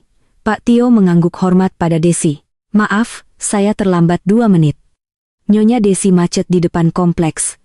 Tidak apa-apa, Pak Tio. Waktunya pas sekali, jawab Desi sambil tersenyum. Senyum kemenangan yang sesungguhnya. Lukman bingung. Nyonya Desi, apa-apaan ini? Pak Tio berbalik menghadap Lukman. Ia mengeluarkan sebuah dokumen dari tas kulitnya. Saudara Lukman Hakim, suara Pak Tio formal dan dingin. Saya Tio Pakusadewo, kuasa hukum sah dari Ibu Desi Ratnasari. Kedatangan saya ke sini untuk menyampaikan 2 hal. Pertama, Pak Tio mengangkat dokumen di tangannya. Berdasarkan akta notaris nomor 45 tertanggal kemarin, surat kuasa menjual yang saudara pegang itu sudah dicabut secara resmi dan didaftarkan di Kemenkumham. Jadi, segala tindakan saudara yang mencoba menjual, memindahkan, atau mengagunkan aset ini menggunakan surat kuasa tersebut adalah batal demi hukum dan merupakan tindak pidana penipuan. Jeder. Rasanya seperti ada petir menyambar di siang bolong tepat di telinga Lukman, dicabut, gagapman. Tidak mungkin dia tidak keluar rumah kemarin, Anda terlalu meremehkan klien saya, cibir Pak Tio. Kedua, lanjut Pak Tio. Kali ini menunjuk ke arah meja, ke arah sertifikat hijau yang tergeletak di sana. Itu asli, teriak Lukman histeris. Ia mencoba meraih map itu, tapi tangannya ditepis polisi. Itu sertifikat asli. Saya ambil dari brankas. Asli? Pak Tio tertawa sinis. Mari kita buktikan. Pak Tio memberi isyarat pada notaris yang duduk di sofa, notaris yang di bawah, Pak Haji. Notaris itu berdiri. Wajahnya yang tadi kaku berubah menjadi ramah saat menatap Pak Tio. Siap, Pak Tio. Saya sudah cek tadi. Secara fisik memang sangat mirip, kualitas cetakannya level tinggi. Tapi notaris itu merobek sedikit ujung sertifikat itu. Semua orang terbelalak. Kertas sertifikat asli memiliki serat pengaman di dalamnya yang tidak bisa sobek semudah ini. Dan kalau di sinar UV, notaris itu mengeluarkan senter kecil UV dari sakunya dan menyorot kertas itu. Tidak ada lambang Garuda yang menyala. Gel, ini palsu. Inkjet print kualitas tinggi di atas kertas linen impor. Tapi tetap saja, palsu, vonis notaris itu. Lutut Lukman lemas. Ia ambruk ke sofa, palsu. Tapi bagaimana bisa? Ia menoleh ke arah Desi. Desi masih berdiri di sana. Tenang, anggun mematikan. Bagaimana mas? Tanya Desi lembut. Kaget. Kamu pikir aku akan membiarkan kamu memegang nyawaku semudah itu? Sertifikat aslinya sudah aman di tempat yang tidak akan pernah bisa kamu jangkau. Bu Lydia tiba-tiba menjerit. Histeris yang sesungguhnya. Kau menjebak anakku. Dasar ular berbisa. Kau sengaja membiarkan dia transaksi biar dia ditangkap polisi. Polisi tangkap perempuan ini, dia penipu. Dia memalsukan dokumen. Ibu Lydia sela polisi yang satu lagi dengan nada tegas. Justru anak ibu dan ibu sendiri yang dilaporkan atas dugaan percobaan penggelapan aset dalam keluarga, pemalsuan surat keterangan dokter, dan persekongkolan jahat. Kami punya bukti percakapan WhatsApp grup kalian yang sangat rinci. Wajah Bu Lydia dan Natasha berubah menjadi abu-abu. Grup WA cicit Natasha. Desi mengangkat ponselnya. Grup masa depan cerah kan? Nama yang bagus. Sayang sekali masa depan kalian sekarang suram, Pak Rudi. Agen properti itu yang sedari tadi diam karena syok perlahan mundur ke arah pintu. Waduh, Pak Lukman, saya enggak ikut-ikutan ya, saya cuma perantara. Saya enggak tahu kalau sertifikatnya palsu atau surat kuasanya dicabut. Saya pamit. Pak Rudi lari terbirit-birit keluar rumah, meninggalkan kliennya yang hancur lebur. Jadi, Desi melangkah maju mendekati Lukman yang terduduk lemas seperti onggokan daging tak bernyawa. Rencana jual rumahnya batal ya, Mas? Sayang sekali, padahal kamu sudah packing baju-baju aku. Desi menendang pelan salah satu kantong plastik sampah hitam berisi bajunya yang tadi diseret Natasha ke ruang tamu. Sekarang kata Desi, matanya menatap tajam ke arah Natasha dan Bu dia bergantian. Karena transaksi batal dan rumah ini masih 100% milik saya. Saya ingin sampah-sampah yang sebenarnya dibersihkan dari rumah saya. Desi menunjuk ke pintu keluar yang terbuka lebar, keluar. Satu kata data tapi daya ledaknya melebihi teriakan manapun. Lukman mendongak, matanya basah oleh air mata ketakutan dan keputusasaan. Des, maafin aku, Des, ini salah paham. Aku cuma hilaf. Jangan lapor polisi, Des, kita bicarakan baik-baik. Aku suamimu. Suami. Desi tertawa. Tawa yang hampa. Suami saya sudah mati 5 tahun lalu, yang ada di depan saya cuma parasit. Desi menoleh ke Pak Tio. Pak, silakan lanjutkan proses hukumnya. Saya sudah selesai dengan mereka. Pak Tio mengangguk. Borgol mereka. Saat polisi mengeluarkan borgol perak yang berkilau, jeritan Bu Lydia pecah memenuhi ruangan bersahut-sahutan dengan tangisan Natasha. Lukman hanya bisa menunduk pasrah, menyadari bahwa hidup mewahnya telah berakhir detik ini juga. Fajar merah telah menyingsing membakar habis istana pasir mereka. Suara klik logam yang dingin terdengar sangat nyaring di ruang tamu yang hening itu. Lukman menatap pergelangan tangannya. Sepasang borgol perak kini melingkar erat, membatasi gerakannya, sekaligus menandai berakhirnya status sosialnya sebagai tuan rumah dan pengusaha. Di sebelahnya, Bulia meronta-ronta saat seorang polisi wanita mencoba menahannya agar tidak menyerang Desi. Lepaskan. Kalian tidak tahu siapa saya ibunya pemilik rumah ini, jerit Bu Lydia. Suaranya melengking pecah, merusak keanggun palsu yang selama ini ia banggakan. Koreksi, Ibu. Sela Pak Tio dengan nada datar, sambil membalik halaman dokumen di tangannya. Anda adalah ibu dari tersangka percobaan penggelapan aset. Pemilik rumah ini berdiri di sana dan beliau baru saja memerintahkan pengusiran kalian. Natasha yang biasanya bermulut manis dan manja kini gemetar hebat di pojok ruangan. makeup tebalnya mulai luntur oleh keringat dingin. Ia mencoba menyelinap ke arah pintu belakang saat polisi sedang sibuk dengan Lukman. "Eits, mau kemana, Mbak?" Des bersuara. Ia tidak menoleh, tapi matanya seolah punya radar. "Pak polisi, tolong nona itu jangan dibiarkan lolos. Dia admin grup WhatsApp yang merencanakan semua ini. Ponselnya adalah barang bukti utama." Dua petugas langsung menghadang Natasha. "Duduk, Mbak. Jangan mempersulit keadaan." Lukman yang masih dalam kondisi syok akhirnya menemukan suaranya. "Desi, ini berlebihan. Kamu menjebak aku. Uang 3 miliar dari Pak Haji itu sudah masuk rekeningku. Kalau aku ditangkap, uang itu hangus, kita bisa rugi besar." Bahkan di saat seperti ini, otak Lukman masih menghitung uang. Desi menatap suaminya dengan pandangan yang sulit diartikan. Campuran antara kasihan dan jijik. "Uang." Desi tertawa kecil, melangkah mendekati Lukman. "Mas, kamu pikir uang 3 miliar itu milikmu? Begitu uang itu masuk rekeningmu yang terhubung dengan transaksi ilegal, penjualan tanah dengan surat kuasa palsu, uang itu otomatis menjadi project of crime atau hasil kejahatan. PPATK dan bank sudah membekukan rekeningmu sejak 5 menit yang lalu atas permintaan Pak Tio." Lukman membelalak. "Dibekukan? Coba saja cek kalau bisa," tantang Desi dengan tangan terborgol. Lukman kikuk merogoh saku celananya, mengeluarkan ponselnya. Ia membuka aplikasi mobile banking dengan jari gemetar. "Login file, your account has been suspended due to suspicious activity. Please contact your branch." Layar merah itu menghantam kesadaran Lukman lebih keras daripada pukulan fisik. "Kosong, Mas," bisik Desi ke telinga Lukman. "Kamu sekarang nol, tidak punya rumah, tidak punya uang, dan punya utang hukum. Oh, dan satu lagi, Pak Haji Guntur itu, dia bukan orang sembarangan, dia dikenal tidak kenal ampun pada penipu. Saat dia tahu kamu menipunya dengan sertifikat palsu dan sertifikat aslinya ada di saya, kira-kira siapa yang akan dia buru?" Wajah Lukman berubah menjadi pucat pasi, seputih mayat. Ia tahu reputasi Pak Haji di dunia bisnis bawah tanah. "Desi, tolong." Lukman jatuh berlutut. Harga dirinya hancur lebur. Ia menangis. Air mata membasahi kemeja mahalnya. "Tolong cabut laporannya. Aku kembalikan semuanya. Aku ceraikan kamu baik-baik. Tapi tolong jangan biarkan aku dipenjara atau dikejar orang suruhan Pak Haji." Desandang puncak kepala suaminya yang berlutut. Dulu ia memuja pria ini. Dulu ia akan melakukan apa saja agar pria ini tidak bersedih. Tapi hari ini air mata itu tidak menggerakkan hatinya sedikit pun. "Terlambat, Lukman," ucap Desi dingin. "Kamu sudah menjual istrimu demi uang. Sekarang nikmati harga yang harus kamu bayar." Di tengah kekacauan itu, Desi memberi isyarat kepada Pak Tio. Pengacara senior itu mengangguk dan mengeluarkan sebuah map merah dari tas kerjanya. Berbeda dengan map hijau sertifikat, map ini berisi akhir dari hubungan mereka secara perdata.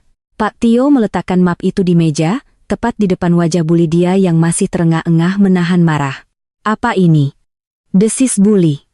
Gugatan cerai," jawab Pak Tio singkat. "Dan bukan hanya itu, di dalamnya terlampir tagihan utang." "Utang apa?" "Kami tidak punya utang," bantah Bu Lydia. "Oh, kalian punya banyak sekali," kata Desi. Ia mengambil dokumen itu dan membacanya dengan suara lantang. 1. Desi mengangkat jari telunjuknya. "Uang renovasi kamar ibu tahun lalu senilai R50 juta. Ibu bilang itu pinjaman dan akan diganti saat tanah warisan ibu di kampung laku. Tanah itu sudah laku 6 bulan lalu, tapi uangnya tidak pernah saya terima. Saya punya bukti tertulisnya." Bu Lydia terdiam. Matanya melotot. 2. Lanjut, Desi. "Modal usaha properti Lukman senilai 2 miliar yang diambil dari deposito ayah saya. Dalam perjanjian notarial yang kamu tanda tangani dulu, itu tercatat sebagai pinjaman lunak dengan jatuh tempo bulan depan. Karena kamu terbukti melakukan tindak pidana terhadap pemberi pinjaman, maka klausul percepatan pelunasan berlaku. Saya tagih 2 miliar itu sekarang." Lukman menggeleng-gelengkan kepalanya lemah. "Aku enggak punya uang segitu, Desa." Desi mengabaikan rintihan Lukman. Mobil Pajero Sport yang terparkir di depan dan Honda HR-V yang dipakai Natasha. Natasha tersentak kaget namanya disebut. "Mobil itu hadiah Mas Lukman buat aku. BPKB-nya ada di aku," seru Natasha defensif. "BPKB mungkin di kamu sayang," kata Desi dengan senyum miring yang menakutkan. "Tapi liasingnya atas nama perusahaan saya, dan cicilannya dibayar dari rekening perusahaan saya yang selama ini dikelola Lukman secara manipulatif. Karena kalian sudah tertangkap basah, saya sudah melaporkan unit tersebut sebagai unit yang digelapkan. Desi menadahkan tangannya ke arah Natasha. Kunci mobil sekarang. Enggak, itu mobilku. Teriak Natasha histeris. Ia memeluk tas tangannya erat-erat. Desi menoleh ke polisi. Pak, tolong diamankan kunci aset perusahaan saya. Tanpa banyak bicara, seorang polisi wanita maju dan merampas tas Natasha. Ia menggeledahnya dan menemukan kunci mobil HRV beserta kunci Pajero milik Lukman. Ia menyerahkan kedua kunci itu ke tangan Desi. Desi menggenggam kunci-kunci itu, terasa dingin dan berat. Simbol kendali yang telah kembali. Kalian lihat, kata Desi. Suaranya merendah, namun menggema di ruangan. Selama ini kalian hidup mewah bukan karena Lukman hebat, tapi karena saya membiarkan kalian menikmati uang saya. Saya diam bukan karena bodoh. Saya diam, karena saya menunggu kalian melewati batas. Dan semalam, mata Desi berkilat marah mengingat percakapan mereka. Saat kalian bilang mau menendang saya keluar dan menjual rumah warisan ayah saya, kalian sudah bukan cuma melewati batas, kalian sudah menggali kuburan sendiri. Kamu iblis, Desi, jerit Bu Lydia. Ludahnya menyembur. Kamu istri durhaka, kamu menantu kurang ajar. Aku kutuk kamu, kamu tidak akan bahagia. Silakan kutuk, Bu, jawab Desi santai. Tapi setidaknya saya punya rumah, Ibu. Mulai jam ini, Ibu gelandangan kata. Gelandangan, menggantung di udara, mencekik leher Bulia. Wanita yang gila hormat itu tiba-tiba menyadari realita yang akan dihadapinya. Tidak ada rumah di Menteng, tidak ada jalan-jalan ke Eropa, yang ada hanya sel tahanan atau jalanan. Tekanan yang begitu besar dalam ruangan tertutup itu akhirnya memicu ledakan. Ketika musuh dari luar Desi terlalu kuat untuk dilawan, para pecundang mulai saling menyerang satu sama lain. Natasha yang pertama kali pecah, pertahanan dirinya runtuh. Ia menatap Lukman dengan tatapan penuh kebencian. Ini semua gara-gara kamu, Mas, teriak Natasha sambil mendorong bahu Lukman yang sedang berlutut. Karena tangan Lukman terborgol, ia jatuh terguling ke samping. Kamu bilang semuanya aman. Kamu bilang istrimu bodoh. Kamu bilang hartanya sudah di tanganmu. Natasha menjerit histeris. Air matanya melunturkan maskara hingga wajahnya tampak mengerikan. Kalau aku tahu kamu sebodoh ini, aku nggak akan mau sama kamu. Kamu tua, perut buncit, dan ternyata miskin. Aku cuma mau uangnya. Tolol. Pengakuan itu meluncur begitu saja. Jujur dan brutal. Lukman ternganga menatap wanita yang selama ini ia puja bagai dewi. Kamu? Kamu bilang kamu cinta aku? Cinta. Natasha meludah ke lantai tepat di depan wajah Lukman. Cinta apa? Cinta sama dompetmu. Siapa yang mau sama laki-laki benalu kayak kamu kalau bukan karena hartanya? Istrimu tuh yang tulus. Tapi kamu sia-siakan sekarang lihat. Aku jadi tersangka gara-gara kebodohanmu. Dasar pelacur. Bu Lydia yang mendengar itu langsung menerjang Natasha. Ia menjambak rambut panjang Natasha yang tergerai. Ark, lepasin, jerit Natasha. Dasar perempuan kampung. Kamu yang hasut anakku. Gara-gara kamu Lukman jadi begini. Kembalikan tas-tas yang dibeliin Lukman. Itu uang Desi berarti uang anakku juga. Bu Lydia mencakar wajah Natasha. Terjadilah pemandangan yang menyedihkan sekaligus menggelikan. Mertua dan pelakor bergulat di lantai ruang tamu mewah, saling jambak, saling cakar, dan saling maki dengan bahasa binatang. Lukman hanya bisa menangis meraung-raung di lantai, tidak berdaya melerai. Cukup, cukup. Desi berdiri di pinggir ruangan, melipat tangan di dada. Ia tidak tersenyum, ia tidak tertawa. Ia hanya menatap mereka dengan tatapan kosong, menyedihkan, gumam Pak Tio di sebelah Desi. Lihatlah Desi. Inilah wajah asli mereka saat tanknya lepas. Iya Pak. Jawab Desi pelan. Rasanya seperti menonton sirkus binatang buas. Saya heran kenapa dulu saya bisa menangisi mereka. Polisi akhirnya memisahkan Bu Lydia dan Natasha. Wajah Natasha baret-baret kena kuku. Rambut Bu Lydia kusut masai seperti orang gila. Keduanya terengah-engah, masih saling melotot penuh kebencian. Sudah dramanya? Tanya Desi lantang menghentikan keributan. Kalau sudah, saya mau rumah saya bersih sekarang juga. Desi menoleh ke komandan polisi. Pak, tolong bawa mereka keluar. Saya tidak mau menuntut penahanan fisik hari ini juga, kecuali diperlukan. Biarkan proses hukum berjalan sesuai prosedur. Tapi yang pasti, saya menggunakan hak saya sebagai pemilik rumah untuk mengusir mereka dari properti ini detik ini juga. Mereka masuk tanpa izin, trespassing. Jika masih di sini, 5 menit lagi. Siap, Bu Desi, jawab polisi. Saudara Lukman, Saudari Lydia, Saudari Natasha, kami akan bawa kalian ke kantor polisi untuk BAP awal. Setelah itu kalian dilepas dengan wajib lapor, tapi kalian dilarang keras menginjakkan kaki di sini lagi. Tapi baju kami, barang-barang kami, teriak Bu Lydia. Ambil saja plastik sampah di sana. Desi menunjuk tumpukan plastik hitam yang tadi pagi disiapkan Lukman untuk baju Desi. Oh, tunggu. Itu baju saya. Baju kalian? Des tersenyum tipis. Kalian datang ke hidup saya cuma bawa badan, maka kalian keluar juga cuma bawa badan. Prosesi pengusiran itu menjadi tontonan yang akan dikenang oleh seluruh warga kompleks perumahan elit itu. Pintu gerbang rumah dibuka lebar-lebar. Lukman masih dengan borgol yang akan dibuka nanti di kantor polisi. Berjalan tertatih-tatih. Ia tidak berani menatap Desi. Bu Lydia diseret oleh Polwan karena menolak melangkah keluar, terus-menerus memaki dan menyumpahi.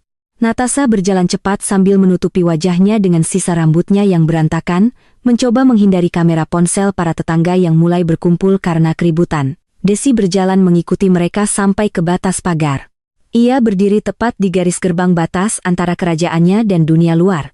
Di luar pagar, beberapa tetangga yang selama ini sering mendengar Bu Lydia menyombongkan diri, kini berbisik-bisik dan menunjuk-nunjuk. Rasa malu itu jauh lebih menyakitkan daripada penjara bagi Bu Lydia. Desi, anakku. Bu Lydia tiba-tiba mengubah taktik. Saat melihat tetangga menonton, ia mencoba memelas. Jangan begini. Nak, ibu hilaf. Ibu sudah tua. Ibu mau tinggal di mana? Desi menatap mertuanya itu. Tidak ada lagi rasa hormat. Ibu bisa tinggal di rumah kontrakan petak yang dulu ibu tempati sebelum Lukman menikahi saya. Masih ingat alamatnya atau sudah lupa karena terlalu lama tidur di kasur sutra saya? Jawab Desi tajam. Jahat kamu jahat. Bu Lydia kembali berteriak histeris saat menyadari aktingnya tidak mempan. Lukman berhenti sejenak sebelum masuk ke mobil polisi. Ia menoleh ke belakang menatap rumah megah itu. Rumah yang hampir saja ia jual 15 miliar. Rumah yang ia tinggali gratis selama 5 tahun. Des panggil Lukman lirih. Jangan panggil nama saya. Potong Desi. Nama saya Desi Ratnasari binti Abdul Malik, bukan Desi, istri Lukman. Kunci. Desi mengulurkan tangan. Polisi melepaskan borgol Lukman sebentar agar ia bisa merogoh saku celananya. Lukman mengeluarkan gantungan kunci rumah. Ada gantungan boneka beruang kecil di sana. Hadiah anniversary pertama mereka dulu. Lukman menyerahkan kunci itu ke tangan Desi. Kulit mereka bersentuhan sekilas. Lukman merasakan tangan Desi yang hangat namun tegas. Sementara tangan Lukman dingin dan berkeringat. Pergilah, kata Desi. Dan jangan pernah menoleh ke belakang. Lukman masuk ke dalam mobil polisi, menunduk dalam-dalam. Bu Lydia dan Natasha dimasukkan ke mobil terpisah. Mesin mobil menyala. Sirine dibunyikan sebentar, sekadar untuk membelah kerumunan warga. Iring-iringan mobil itu bergerak menjauh, membawa pergi parasit-parasit yang selama ini menggerogoti hidup Desi. Desi berdiri tegak di depan pagar. Ia menarik napas panjang. Udara Jakarta yang biasanya polusi hari ini terasa sangat segar di paru-parunya. Ia melihat mobil Pajero dan HRV yang masih terparkir di garasi. Mobil-mobil itu aman. Ia melihat taman yang bunganya sempat diinjak-injak Bu Lydia. Ia akan menanam ulang nanti. Ia melihat plang dijual yang sempat dipasang agen properti di pojok taman pagi tadi. Desi berjalan mendekati plang itu. Dengan sekali hentakan kuat, ia mencabut plang kayu itu dari tanah. Ia melempar plang itu ke tempat sampah di luar pagar. Rumah ini tidak dijual, gumamnya. Tidak hari ini, tidak selamanya. Matahari sudah tinggi menunjukkan pukul 11.00 siang. Kerumunan tetangga sudah bubar. Meski gosip pasti akan beredar panas di grup WhatsApp warga selama berminggu-minggu ke depan. Pak Tio berpamitan. Desi, tugas saya hari ini selesai. Besok kita ketemu di kantor untuk urus berkas cerai dan sita aset perdata. Kamu akan baik-baik saja sendirian di sini. Desi tersenyum. Kali ini senyumnya tulus. Mencapai matanya yang berbinar. Saya tidak sendirian, Pak. Ada Mbak Siti, ada Pak Ujang Satpam, dan yang terpenting ada diri saya sendiri. Saya sudah lama kehilangan diri saya, Pak. Hari ini saya baru menemukannya lagi. Pak Tio menepuk bahu Desi bangga. Ayahmu pasti tersenyum di atas sana. Kamu wanita kuat. Setelah Pak Tio pergi, Desi menutup gerbang besi yang tinggi itu. Bam! Suara besi beradu menutup akses dunia luar. Desi berbalik badan menatap rumahnya. Rumah itu tampak besar dan sunyi, tapi tidak lagi mencekam. Hantu-hantu masa lalu sudah diusir. Ia masuk ke dalam. Mbak Siti sedang menyapu pecahan vas bunga di ruang tamu. Mbak Siti, panggil Desi. Iya Bu, maaf. Saya bersihkan dulu bekas keributan tadi, kata Mbak Siti takut-takut. Enggak usah buru-buru, Mbak. Oh ya, tolong panggil jasa cleaning service profesional siang ini, ya, saya mau seluruh rumah ini dibersihkan. Cuci sofa, cuci karpet, pel semua lantai dengan disinfektan. Saya mau bau mereka hilang sepenuhnya dari rumah ini, perintah Desi.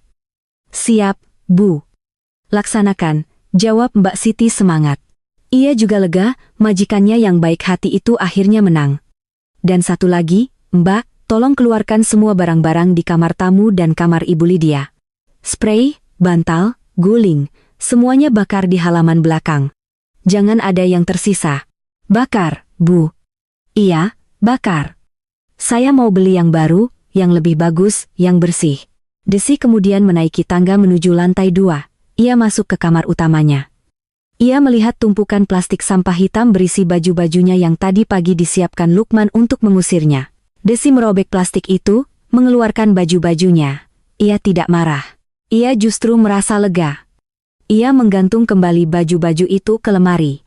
Satu persatu gaun merah digantung. Blazer kerja digantung. Kemeja sutra digantung. Setiap gantungan baju yang menyentuh rel lemari terdengar seperti nada kemenangan. Desi berjalan ke cermin riasnya. Ia mengambil kapas dan pembersih makeup. Ia menghapus tulisan spidol merah di cermin lorong yang bertuliskan, "Selamat menikmati kejutannya." Tinta merah itu luntur, menyisakan permukaan cermin yang bening. Desi menatap pantulan dirinya di cermin itu.